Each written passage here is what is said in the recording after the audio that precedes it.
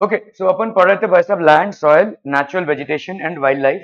ठीक है, जो हमारे बहुत इंपॉर्टेंट रिसोर्सेज हैं। ठीक है, तो कल अपन ने तो हमने थोड़ा सा सॉइल का स्टार्ट किया, तो व्हाट इज सॉइल बेसिकली। तो सॉइल होता क्या है? Soil is a thin layer of granny substance covering the surface of the earth. तो हमारे अर्थ के सरफेस पे सॉइल का कवरिंग है, लेकिन ये सॉइल का कवरिंग सब जगह पे नहीं है। कहीं पे रॉक्स है, कहीं पे माउंटेन्स है, कहीं पे स्नो है। ठीक है, कहीं पे आपका there is water way bodies. ठीक है, so covering the surface of the earth. Soil is made up of organic matter. Organic matter से बना है, मिनरल से बना है, and weathered rocks found on the earth. तो पहला तो क्या है, सॉइल ऑर्गेनिक मैटर से बना है। ऑर्गेनिक मैटर मतलब क्या होता है? What is organic matter? Organic matter, देखो हमारे जितने भी डेड एनिमल्स एंड प्लांट्स हैं, डेड एनिमल्स एंड प्लांट्स, ये सब सॉइल के अंदर ही जाते हैं ना। तो ये हो गया आपका ऑर्गेनिक मैटर। प्लस हमारा जो भी ऑर्गेनिक वेस्ट है, ठीक है, dead animals and plants plus organic waste जो है हमारा, वो सब सॉइल का ही पार्ट है। ठीक है, so dead animals and plants plus organic waste, all of this are a part of the soil. तो पहला तो हो गया soil is made up of organic matter. Minerals, soil में बहुत सारे टाइप के मिनरल्स मिलते हैं। We are all aware that whatever minerals we are getting, most of them are found from the earth crust. ठीक है, चाहे aluminium हो, चाहे कॉपर हो, चाहे आयरन हो, हमको यहाँ पे अर्थ के क्रस्ट से ही ये सारे मिनरल्स मिलते हैं। We get these minerals from the earth crust.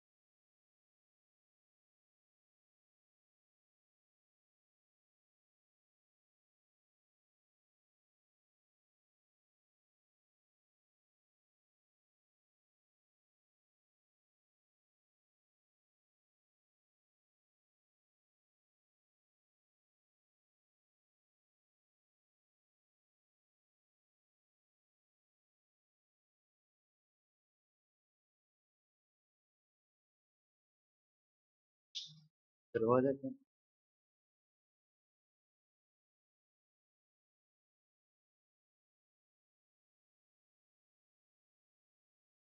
Okay, सो इसमें से कौन सा लैंड यूज का एग्जाम्पल नहीं है? Which of the following is not an example of land use?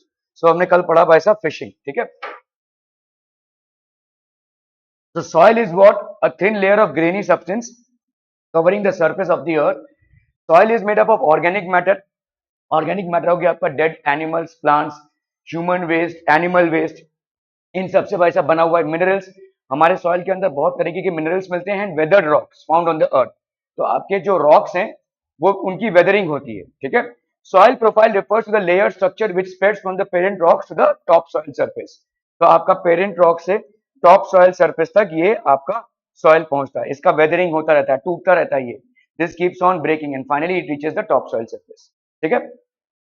कहा भैया कितना लेट आए हो तुम? मैंने तुम्हारा एब्सेंटिज्म भी डाल दिया।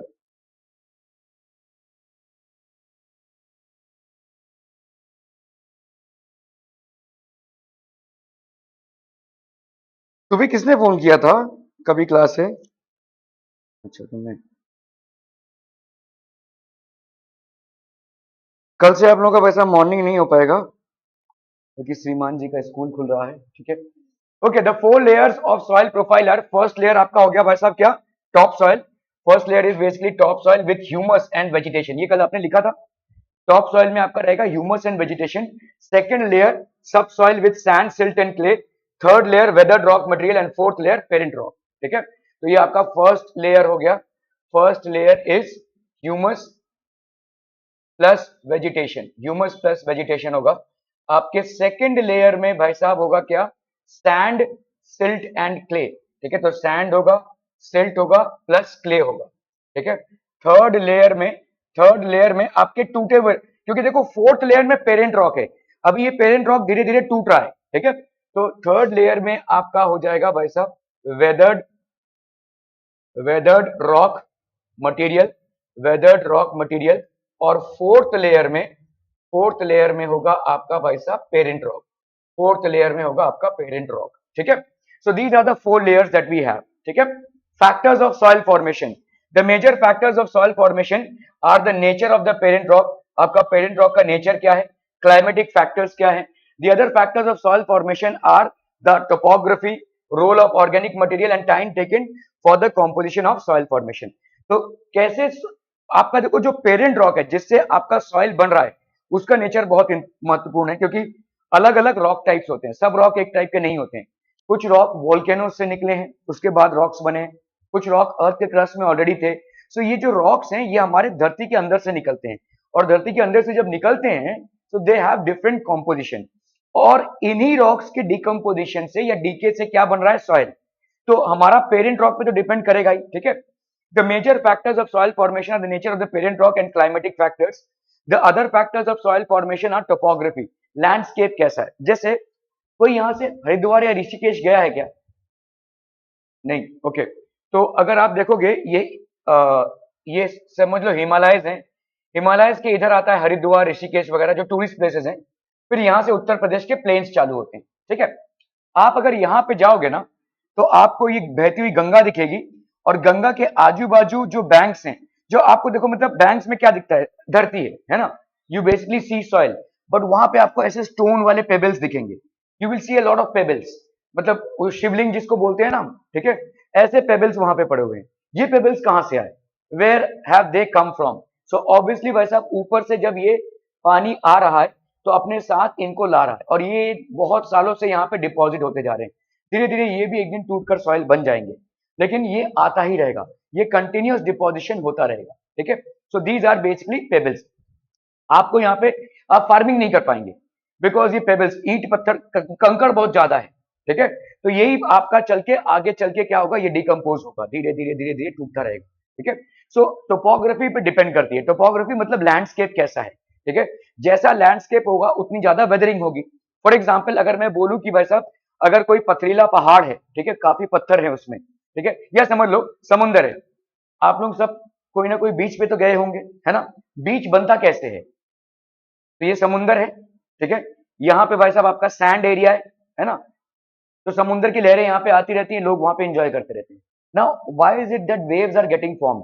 हर समुद्र लहर नहीं बनाता है। आप बॉम्बे में अगर जाओगे तो आपको बीच में लहर मिलेगा ही नहीं, वेव बहुत कम मिलेंगे।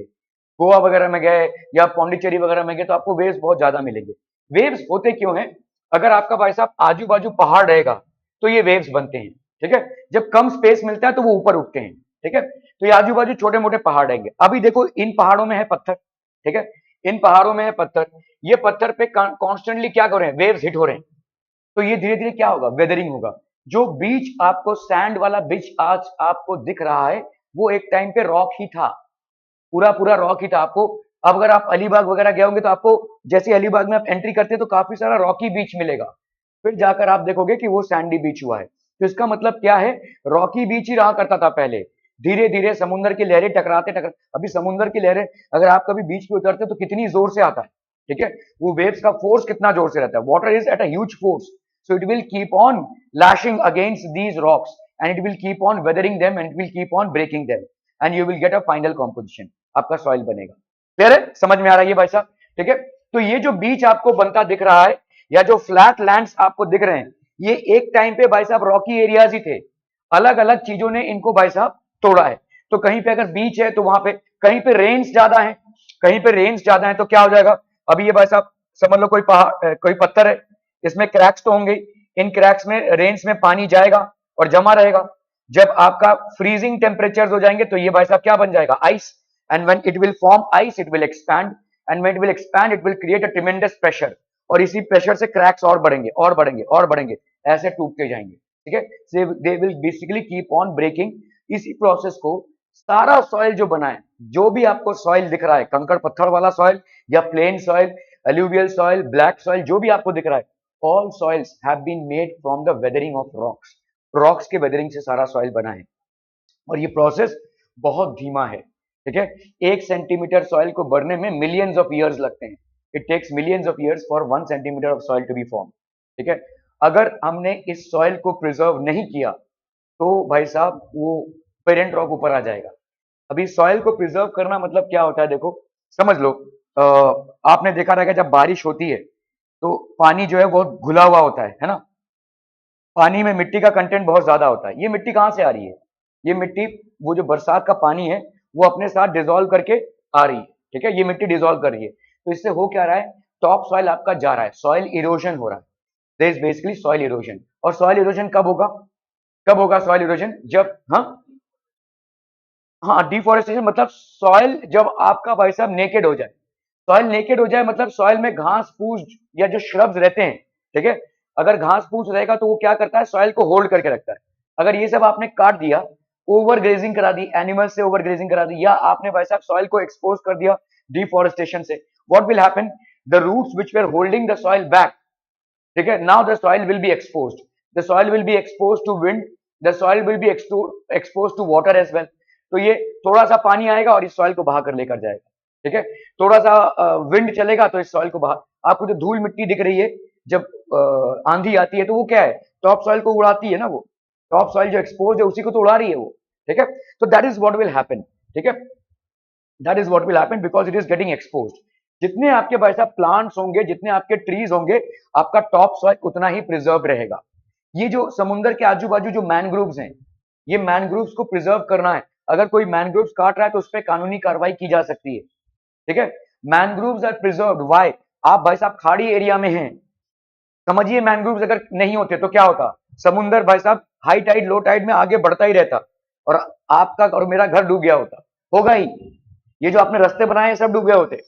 मैनग्रोव्स ने क्या करके रखा है? सॉइल को होल्ड करके रखा है, ठीक है। तो वो सॉइल को होल्ड करके रखा है, इसीलिए समुद्र आगे नहीं बढ़ पा रहा है, वरना समुद्र तो आगे बढ़ेगा ही। हाई टाइड लो टाइड तो होता ही रहता है, ठीक है। सो इसीलिए मैनग्रोव्स पे आप कुछ भी नहीं कर सकते। You can not cut down on mangroves, ठीक है। अभी हालांकि चल रहा है, एक प्रोजेक्ट चल रहा है जहां पे मैनग्रोव्स को एक्सटेंसिवली काटा जाएगा और जितना आप मैनग्रोव्स काटेंगे उतना फ्लड लाइक सिचुएशन होगा, ठीक है। जितना आप मैंग्रोव्स को काटेंगे उतना फ्लड लाइक सिचुएशन होगा। बैंगलोर एक हाईटेक सिटी है, वहां पे बहुत सारे दूर दूर से लोग आते हैं। बहुत सारे दूर, ठीक है, बहुत सारे दूर दूर से लोग आते हैं। Bangalore is basically hi-tech city, काफी ज्यादा एम्प्लॉयमेंट है। लेकिन थोड़ा सा रेन हो गया बस पूरा पैसा इतना पानी हो जाएगा, क्योंकि उस पानी को जाने का जगह नहीं है। पानी जैसे नवी मुंबई में आपका वाटर लॉगिंग कम होता है क्योंकि हमारे बिल्डिंग्स जो है तो प्लान तरीके से बने हैं, काफी स्पेस है बिल्डिंग्स के बीच में, तो इसीलिए पानी को जाने की जगह है। पानी अल्टीमेटली समुद्र में जाएगा, लेकिन उसको रास्ता तो मिलना चाहिए। लेकिन अगर आप प्रॉपर बॉम्बे में जाएंगे, मुंबई में, तो वहां पे बिल्डिंग्स के बीच में स्पेस नहीं है और वाटर लॉगिंग होती है। आप सांता क्रूज, कलीना, या आप चेंबूर, या आप थोड़ा और आगे भी चले जाएंगे तो वहां पे थोड़ा सा पानी होगा तो पानी जमने लगेगा, उसको टाइम लगेगा जाने में, ठीक है। So these are things that are there. आप देखोगे बहुत भारी बारिश होती रहेगी तो हमारा ऐसे रास्ते के ऊपर से पानी जोर से जाएगा, लेकिन ये जा कहाँ पे रहा है, ये नाली नालियों में जा रहा है और फाइनली इसका आउटलेट कहाँ पे है, समुद्र में। आप देखोगे बारिश के पहले वो कामगार लोग आते हैं और उसको पूरा साफ करते हैं, क्योंकि नीचे आपका ड्रेनेज सिस्टम है, नीचे आपके ऐसे ये बने हुए हैं, जब बारिश का पानी आएगा तो ये नीचे से कलेक्ट होकर कहाँ पे जाएगा, समुद्र में। It is going to go into the seas, ठीक है। So this is how it happens. Soil is a thin layer of grainy substance covering the surface of the earth. Soil is made up of organic matter, minerals and weathered rocks found on earth. Soil profile refers to the layer structure which spreads from the parent rocks to the topsoil surface. तो parent rock से ये topsoil surface पे आ रहा है, ठीक है। Okay, parent rock determine, तो parent rock क्या डिटरमिन करेगा, उस सॉइल का कलर कैसा है। टेक्सचर, टेक्सचर मतलब समझते हैं, व्हाट इज टेक्सचर, उसकी क्वालिटी क्या है, आप उसको फील कर सकते हैं, ठीक है। What is the quality. Chemical properties उसकी क्या है, क्या क्या केमिकल्स उसमें ऑलरेडी हैं। देखो केमिकल प्रॉपर्टीज में दो चीजें आती हैं, सॉइल एसिडिक है या एल्कलाइन, ठीक है। सॉइल एसिडिक भी हो सकता है और सॉइल एल्कलाइन भी हो सकता है। अगर सॉइल एसिडिक हुआ, इफ इट इज एसिडिक, तो भी गड़बड़ है, अल्कलाइन हुआ तो भी गड़बड़ है। सॉइल को न्यूट्रल होना चाहिए, soil has to be neutral, ठीक है। तो अकॉर्डिंगली आपको फर्टिलाइजर यूज करना पड़ेगा। अगर एसिडिक सॉइल है तो आप बेसिक फर्टिलाइजर यूज करेंगे, और अगर अल्कलाइन सॉइल है तो आप एसिडिक फर्टिलाइजर यूज करेंगे, ठीक है। तो ये होती है केमिकल प्रॉपर्टीज। क्या मिनरल्स मिलते हैं, ठीक है, कितने कंटेंट में मिलते हैं। Content and permeability of the soil, water को वो परमिट करता है कि नहीं नीचे जाने में। कुछ कुछ सॉइल ऐसे होते हैं जो वाटर को नीचे परमिट ही नहीं करेंगे, they will not allow the water to flow down, तो वो परमिशन नहीं देते वाटर को, ठीक है। Relief determines the altitude and slope and accumulation of soil. जैसे समझ लो ऑल्टीट्यूड कितना है, ठीक है, फिर आपका भाई साहब एक्यूमुलेशन किस तरह से हो रहा है, how is soil getting accumulated. जैसे मैंने आपको बोला कि अगर आप नॉर्दर्न, उस पे भाई साहब कार है हमारा, आराम से आप चप्पल उप्पल डाल के बैठे हुए हैं भाई साहब, हैं।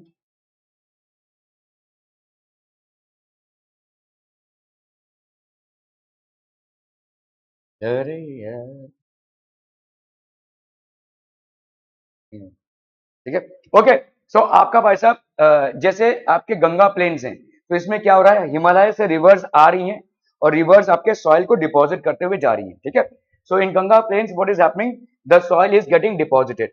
तो relief determines the altitude and slope and accumulation of the soil. तो जितना आपका बड़ा ऑल्टीट्यूड होगा उतना ही आपके ऐसे डिपॉजिट होते जाएंगे, ठीक है। Flora, fauna and micro organisms affect the rate of humus formation in the soil. तो फ्लोरा है, फौना है। फ्लोरा मतलब हो गया आपका क्या कहते हैं, हाँ, प्लांट लाइफ, ठीक है, प्लांट लाइफ हो गया। फौना हो गया आपका एनिमल लाइफ। और कैसे माइक्रो ऑर्गेनिजम्स हैं that affect the humus formation in the soil, ठीक है। जितना ज्यादा ह्यूमस होगा सॉइल की क्वालिटी इतनी ज्यादा होगी और उतना ही उसका फर्टिलिटी भी होगा। Climate determine the temperature and rainfall which influences the rate of weathering and humus in the process of soil formation. तो क्लाइमेट टेम्परेचर और रेनफॉल को डिटरमिन करता है, जिससे आपकी वेदरिंग और ह्यूमस डिटरमिन होती है, ठीक है। Time determines the thickness of the soil profile, ठीक है, थिकनेस होगा यहाँ पे। Time determines the thickness of the soil profile, it takes hundreds of years to make just 1 centimetre of soil. 1 centimetre soil बनने में भाई साहब बहुत सारा समय लगता है, ठीक है। Thousands of years, hundreds of years, sometimes lakhs और मिलियंस ऑफ इयर्स भी लगते हैं। Mulching is the method in which the bare ground between plants is covered with a layer of organic matter like straw. It helps to retain soil moisture. तो यहाँ पे आपको soil के moisture को retain करने के लिए, ठीक है, आप मल्चिंग करते हैं, ठीक है, सॉइल के मॉइस्चर को। In which the bare ground between plants, ठीक है, आपके प्लांट्स के बीच में जो बेयर ग्राउंड है is covered with a layer of organic matter. अभी गोबर, ड्राइड गोबर हो सकता है, ठीक है, या एनिमल वेस्ट हो सकता है, इसको अपन करते हैं ताकि वो मॉइस्चर को रिटेन कर पाए, ठीक है, that is called mulching. Counter barriers is the method in which stones, grass, soil are used to build barriers along the counters. Trenches are made in front of them to collect the water. क्योंकि देखो हर plant के लिए water का requirement है, लेकिन water गिरा और बह गया तो नहीं चलेगा, so first of all we have to retain the water, ठीक है। और वाटर को रिटेन करने के लिए ये कुछ मेथड्स हैं। One method is basically mulching, ठीक है। इसमें आप क्या कर रहे हैं भाई साहब, ऑर्गेनिक मैटर से घेर रहे हैं इसको, ठीक है। दूसरा मेथड क्या है भाई साहब, counter barrier, this is counter barrier. Stones, grass, soil are used. आपने देखा रहेगा कुछ लोग अपने घरों में फ्लावर पॉट्स रखते हैं और समझ लो ये कोई प्लांट है, उसके बाजू में ऐसे स्टोन्स रख दिए, देखा होगा आपने। ये स्टोन्स क्या होते हैं, ये स्टोन्स पानी को बहने नहीं देते, they don't allow the water to go, ठीक है। सो काउंटर बैरियर्स बोलते हैं is the method in which stones, grass, soil are used to build barriers along the counters. Trenches are made in front of them to collect the water. तो ऐसे trenches बनाए जाते हैं जिसमें water को collect किया जाता है, ठीक है। In terrace farming, broad flat steps or terraces are made on the steep slopes.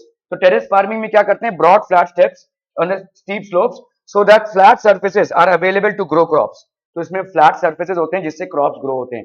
It reduces surface runoff and soil erosion. तो इसमें भाई साहब आपका surface runoff और soil erosion को हम avoid करते हैं. It reduces surface runoff and soil erosion. ठीक है?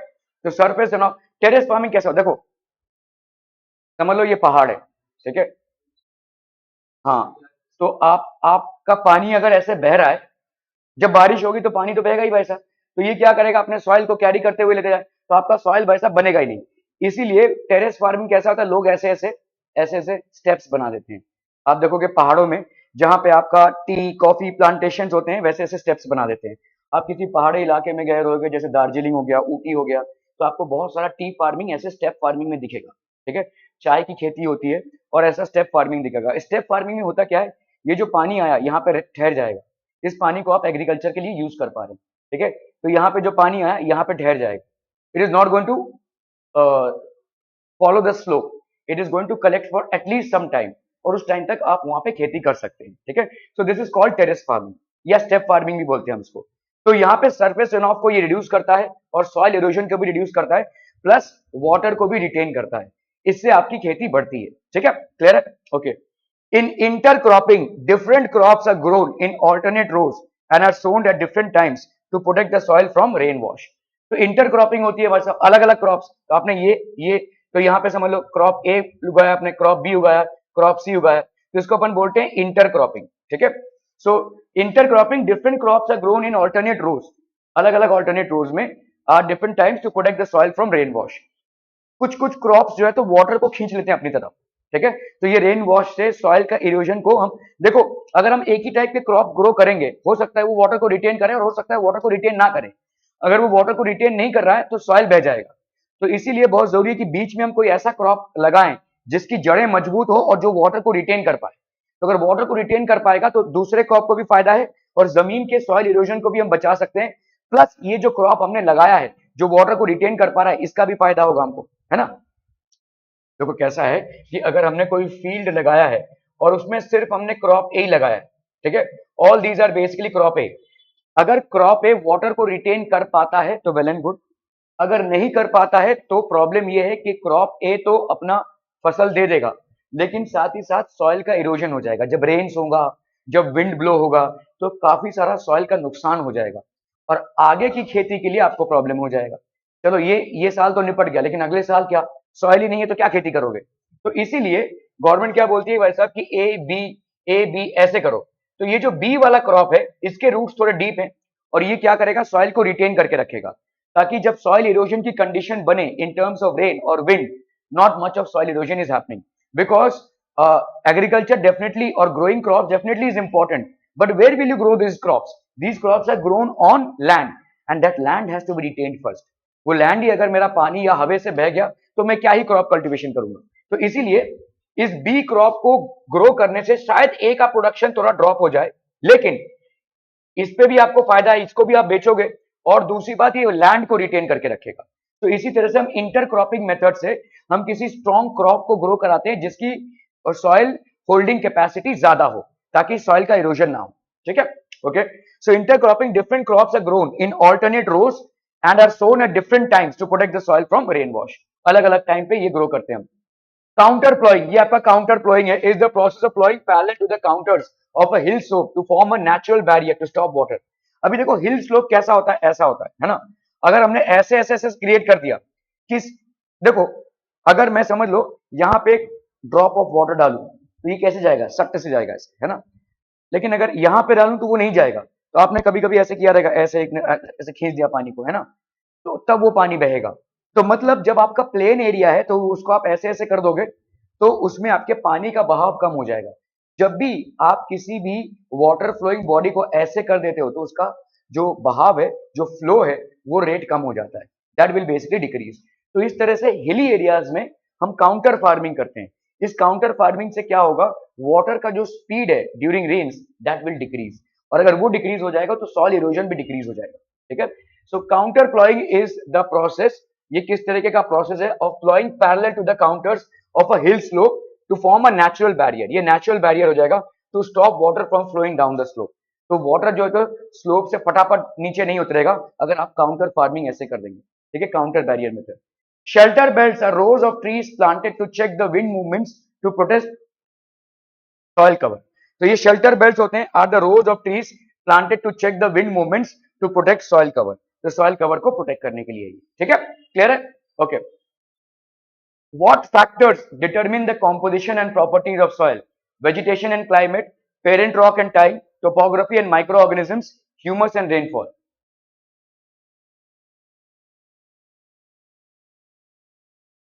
What factors determine the composition and properties of the soil?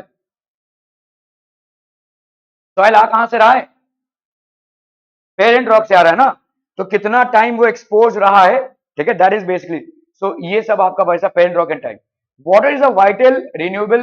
तो हमने आप अभी तक लैंड को पढ़ लिया है, now we are moving to water. तो vital renewable natural resource. Why do we call it renewable? क्योंकि वाटर का जो हमारे सोर्सेज हैं वो रिन्यूएबल हैं। जब बारिश होती है तो दे गेट अगेन रिप्लेनिश। नदी नाले, streams, rivers, lakes, wells all get filled when there is a rainy season. तो इसको हम बोलेंगे रिन्यूएबल। हाँ, वाटर इवेपोरेट होता है इसलिए इनका लेवल नीचे चला जाता है, लेकिन जब बारिश होती है फिर से ये लेवल बढ़ जाता है। ठीक है।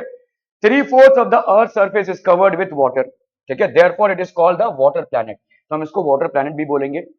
Ocean water is saline and not fit for, saline मतलब यहाँ पे सॉल्ट का कंटेंट बहुत ज्यादा है, and not fit for human consumption. तो ह्यूमन कंजम्पशन के लिए ये सही नहीं है। whereas fresh water accounts for only 2.7 of the total water available. Only 1% of this fresh water is available and fit for human use and is found as groundwater. ठीक है, तो ये आपका ग्राउंड वाटर में अवेलेबल है, reverse, lakes etcetera. क्या ये समझ में आ रहा है? सिर्फ 1% ही है ये। Fresh water is the most precious substance on अर्थ। ये सबसे प्रेशियस सब्सटेंस है क्योंकि इसी से हमारा लिविंग एनिमल्स, देखिए अगर एनिमल्स की भी बात करें तो most of them would not consume sea water. जैसे हम सी वाटर नहीं पीते हैं तो वो भी सी वाटर नहीं करते हैं। भले ही सलाइन वाटर का कोई कमी नहीं है, लेकिन जो पोर्टेबल वाटर है या फ्रेश वाटर है उसकी बहुत कमी है। It is only to a tune of 1%। ठीक है, जिसको हम पी सकते हैं। ठीक है, तो दैट इज वेरी इंपॉर्टेंट। बिना, आपने बहुत बार सुना होगा कि गर्मी के मौसम में वो डिहाइड्रेट हो गया, वो भाई साहब बेहोश होकर गिर पड़ा। मतलब वाटर का परसेंटेज आपके बॉडी में थोड़ा सा भी अगर कम हो जाए तो that can prove fatal. It can prove fatal, it can cause the death of someone. थोड़ा सा भी, जितना कंटेंट है आपके बॉडी में वाटर का, थोड़ा सा भी ड्रॉप हो जाए तो। ठीक है, आपके ज्यादा करके जो भी प्रोसेस, ब्लड की फ्लूइडिटी वाटर पे डिपेंड करती है, आपका डाइजेशन भाई साहब वाटर पे डिपेंड करता है, आपका ब्लड का फ्लो वाटर पे डिपेंड करता है, ये सारी चीजें वाटर पे डिपेंड करती है। अगर आपका डिहाइड्रेशन हो गया है या किसी का भी डिहाइड्रेशन हो गया है, that can actually prove dangerous for the life of the person. तो ऐसा ही सारे एनिमल्स का सिस्टम है, सब वाटर रिक्वायर करते हैं, even plants would require water. तो ये सिर्फ 1% ही है। ठीक है, is available and fit for use and is found as ground water. ये ग्राउंड वाटर होता है। ग्राउंड वाटर क्या होता है? देखो ये ग्राउंड है, ठीक है, इसके नीचे मतलब रॉक पेबल्स वगैरह है, और ये एक ग्राउंड वाटर जाता है। यहाँ पे स्ट्रीम है, एक पानी बहता है। ठीक है, ये जो पानी एज अ रेन आता है, ये पर्कुलेट करता हुआ कहाँ जाता है? ग्राउंड वाटर में। और जब आप कोई वेल, ट्यूबवेल वगैरह लगाते हो तो ये पाइप यहाँ तक जाता है और इस पानी को ही खींचता है। That is how ground water is used. ठीक है, तो ground water resources get replenished during the rainy season. Rainy season के टाइम पे आपका पानी नीचे जा रहा है और वही, लेकिन साथ ही साथ जहां पे एक्सटेंसिव फार्मिंग होती है वहां पे हम यूज करते हैं पेस्टिसाइड्स, ठीक है, इंसेक्टिसाइड्स। जब इनको हम यूज करें तो ये कहाँ जा रहे हैं? ग्राउंड में जा रहे हैं, और ग्राउंड में जाकर ग्राउंड वाटर को कंटेमिनेट कर रहे हैं, और यही ग्राउंड वाटर हमारा सोर्स ऑफ सप्लाई है। ठीक है. This is filtered and used for drinking as well as cooking purposes and is also used to water plants, crops etcetera. ठीक है. If this ground water source is contaminated it will create problems for everyone. ठीक है. Fresh water is the most precious substance on earth. It can neither be added not subtracted from the अर्थ. ना ही हम इसको add कर सकते हैं और ना ही सब्ट्रैक्ट कर सकते हैं.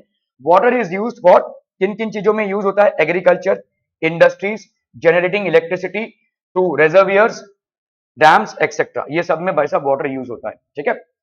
The major causes of water shortage are increasing population. तो पॉपुलेशन जब भाई साहब आपका इंक्रीज होता है, rising demands for food and cash crops, increasing urbanisation and rising standards of living. तो इसमें सब में भाई साहब वाटर आपका rising demands for food and cash crops. हमारा भाई साहब पॉपुलेशन बढ़ रहा है तो फूड और कैश क्रॉप्स की डिमांड बढ़ेगी. अगर फूड और कैश क्रॉप्स की डिमांड बढ़ेगी तो ऑब्वियसली वाटर कंजम्पशन भी बढ़ेगी. इंक्रीजिंग अर्बनाइजेशन, जितना ज्यादा शहरीकरण होगा, ठीक है, उससे भी वहां से वाटर का डिमांड बढ़ेगा. And rising standards of living, और आपके स्टैंडर्ड ऑफ लिविंग अगर हाई होंगे तो भी वैसा वाटर का रिक्वायरमेंट बढ़ेगा. क्लियर है? Okay. Problem of water availability. There is a water shortage in many regions of the world. बहुत सारे जगहों पे वाटर स्केर्सिटी डिक्लेयर कर दी गई है और लोग लाखों किलोमीटर चलते हैं just to get a bowl of water, एक घड़ा पानी भरने के लिए. ठीक है. अगर आपको शायद ये चीज नहीं मालूम होगी, लेकिन आपके खुद के इंडिया में एक जगह है चेन्नई, विच इज बेसिकली कोस्टल टाउन, और यहाँ पे वाटर की कमी है. चेन्नई में अगर आप दूर दराज इलाकों में जाओगे, गांव खेड़े में, तो वहां पे भाई साहब आपका वाटर का कमी है. There is a severe shortage of water. People have to travel miles to get a bucket of water. ठीक है. So there is water shortage in many regions of the world. बहुत सारे जगहों पे वाटर का शॉर्टेज हो रहा है. ठीक है. It may be a consequence of the variation of seasonal और एनुअल प्रेसिपिटेशन. तो एक तो भाई साहब इसका रीजन है रेनफॉल. ठीक है. ये जो रेनफॉल है जो आपके रेनी सीजन में होता है या पूरे साल में होता है, वो शायद शॉर्ट हो गया हो, वो शायद ज्यादा ना हो रहा हो, इसका एक रीजन है. और the scarcity is caused by over exploitation and contamination of water resources. तो ओवर एक्सप्लॉयटेशन, हमने बहुत ज्यादा यूज कर लिया ग्राउंड वाटर को. अगर हम बहुत ज्यादा यूज कर लेंगे for agriculture and all, so it will destroy the ground water as a resource. ठीक है. तो हमने बहुत ज्यादा या तो कंटेमिनेट कर दिया हमने उसको, हमने बहुत ज्यादा फर्टिलाइजर्स यूज कर लिए, तो हमारा ग्राउंड वाटर का जो रिजर्व है वो कंटेमिनेट हो जाएगा and it will be unfit for uses by us. ठीक है. Countries located in the climatic zones are most susceptible to droughts and face great problems of water scarcity. तो ऐसे कंट्रीज में ज्यादा करके वाटर स्केर्सिटी होती है. ठीक है. There is high amount of water scarcity. Conservation of water resources. The major problem of today's world is a shortage of clean and adequate water sources. Steps should be taken to conserve water. Water is a renewable resource, but its overuse and pollution can make it unfit for use. तो ये एक renewable resource है, लेकिन इसका overuse और pollution इसको unfit बना देगा use के लिए. ठीक है. What percentage of the earth's surface is covered with water? 1/4, 1/3, 1/2, 3/4. 3/4. ठीक है. 75%. कहीं पे आपका 75% लिखा होगा या कहीं पे लिखा होगा भाई साहब 3/4. ठीक है. सो 3/4 भी अगर आप देखोगे तो क्या है 3/4 into 100. So that will be how much? 75%. Clear है? Are we clear on this one? Okay okay okay. अभी natural vegetation and wildlife. ठीक है. Natural vegetation and wildlife exist only in the biosphere.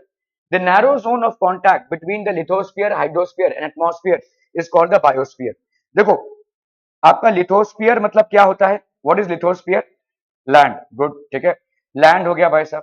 फिर hydrosphere मतलब क्या हो जाएगा? Hydrosphere is water. तो this is water which is present in lakes. This is water which is present in ponds, rivers, streams, wells, seas and oceans, as well as the water which is present as water vapour in air. जैसे इस room में भी water vapour है. ठीक है. तो इस room में भी हाइड्रोस्फीयर है, एयर में भी हाइड्रोस्फीयर है. ठीक है. Atmosphere we all know is air. ठीक है. एटमॉस्फेयर. तो इन तीनों में लगातार आपका कॉम्बिनेशन हो रहा है, इन तीनों में लगातार इंटरेक्शन हो रहा है. There is always an interaction between the three components. तो इसी को अपन क्या बोलेंगे? That is known as biosphere. So biosphere is made up of lithosphere which is basically the land. Biosphere is made up of hydrosphere which is basically water vapour content in the atmosphere, as well as all the water which is available in seas, oceans, rivers, lakes, streams, etc. ठीक है. and atmosphere. This is called the biosphere. तो इनका constant एक interaction चल ही रहा है. There is a constant interaction between them. ठीक है. Okay. In the biosphere, living beings are interrelated and interdependent on each other for survival. तो biosphere में भाई साहब क्या है? Living beings are interrelated, interrelated है और इंटरडिपेंडेंट है in each other for survival. This life supporting system is known as the ecosystem. इसी को अपन क्या बोलेंगे? It is known as the ecosystem. ठीक है. Plants provide us with timber, shelter to animals, produce oxygen, protect the soil for growing crops, act as shelter bulbs, give us fruits and vegetables, help in the storage of underground water, etc. तो plants का क्या इसमें ये है? Plants provide with timber. Timber मतलब bamboo, और timber मतलब आपका जो आपको वुड प्रोवाइड करते हैं जिससे हम फर्नीचर वगैरह बनाते हैं, that is called timber. Shelter to animals, अलग अलग प्लांट्स शेल्टर भी देते हैं एनिमल्स को. They produce oxygen. They protect the soil for growing crops, तो सॉइल को प्रोटेक्ट करते हैं for growing crops.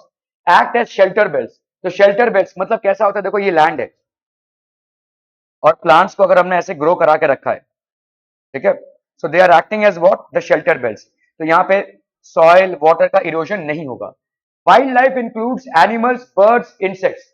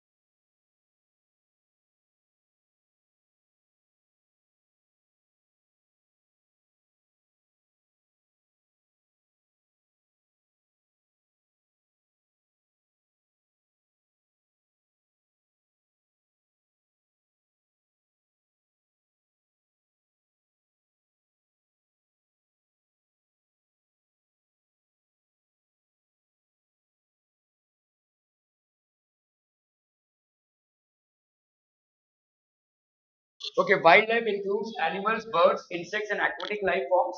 They provide us with milk, meat, hides, and wool, help in the pollination of flowers, act as decomposers in the ecosystems. सबसे बड़ा जो इनका function है wild life का ये पॉलिनेशन ऑफ फ्लावर्स है. As per Einstein, if all the bees in the world are to disappear, the human race will vanish in 4 years. 4 साल में पूरा ह्यूमन रेस खत्म हो जाएगा क्योंकि ये बीज क्या करते हैं, पॉलिनेशन करते हैं. इस पॉलिनेशन से ही हमारे क्रॉप्स, वेजिटेबल्स वगैरह सब ग्रो हो रहे हैं. हमको जो फूड मिल रहा है इस पॉलिनेशन की वजह से मिल रहा है. ठीक है. Okay. Distribution of natural vegetation. The growth of vegetation depends on temperature and moisture. Forest, grasslands, scrubs, and tundra region. Tundra region मतलब बर्फीले areas are major types of vegetation in the world. Forests are associated with areas having abundant water supply. These areas have heavy rainfall and huge trees. ठीक है. Grasslands are areas having short stunted trees and grasses that grow in the regions of moderate rainfall. As the amount of moisture decreases, the size of trees and their density reduces. ये सब भाई साहब आपका reduce होता रहेगा. Thorny shrubs and scrubs grow in dry areas, ठीक है, of low rainfall desert areas में. The plants of these regions have deep roots and leaves with a thorny and waxy surface that helps reduce the loss of moisture through transpiration. तो इनके leaves में wax type का होता है, waxy leaves. तो यहाँ से loss of moisture कम होता है.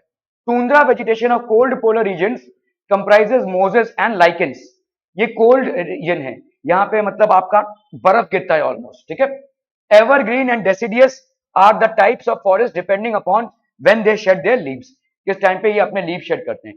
Trees of evergreen forest do not shed their leaves simultaneously in any season of the year. तो ये भाई साहब सीजन में shed their leaves नहीं करते हैं. Deciduous forest shed their leaves in a particular season to conserve loss of moisture through transpiration. पतझड़ का मौसम जनरली आपका ऑटम में हम देखेंगे deciduous trees shed their leaves. ठीक है. Okay. Which type of vegetation is found in areas with heavy rainfall and abundant water supply? Heavy rainfall and abundant water supply कौन सा भाई साहब हो जाएगा? Grassland, scrubs, forest और tundra. So it will be forest. ठीक है, it will be forest. ठीक है. ये सब आपके NCERT related questions हैं. ठीक है. So let's say answer the following question. Which are the two main climatic factors responsible for soil formation? Write any two reasons for land degradation today. Why is land considered an important resource? Name any two steps that government has taken to conserve plants and animals. Suggest three ways to conserve water. ये सब भाई साहब आपके ठीक है. State whether the given statements are true or false. If true, write the reasons. Ganga Brahmaputra plain of India is an overlapping region. ठीक है. Water availability per person in India is declining. Rows of trees planted in the coastal areas to check the wind movements is called intercropping. Human interference and changes of climate can maintain the ecosystem. Water cycle क्या होता है? What is the use of water resources? Which countries in the world are facing water shortage? What are landslides and how do they occur? What are the reasons for the degradation of the soil? Name any two steps that government has taken to conserve plants and animals. In what forms is fresh water found on earth? ठीक है. Why is wildlife important to us? Vegetation and wildlife are valuable resources. Comment. Suggest some methods of soil conservation. ये सब आपके तमाम questions हैं जो आपको basically करने हैं. ठीक है. So that completes the chapter. Thank you so much for your valuable and precious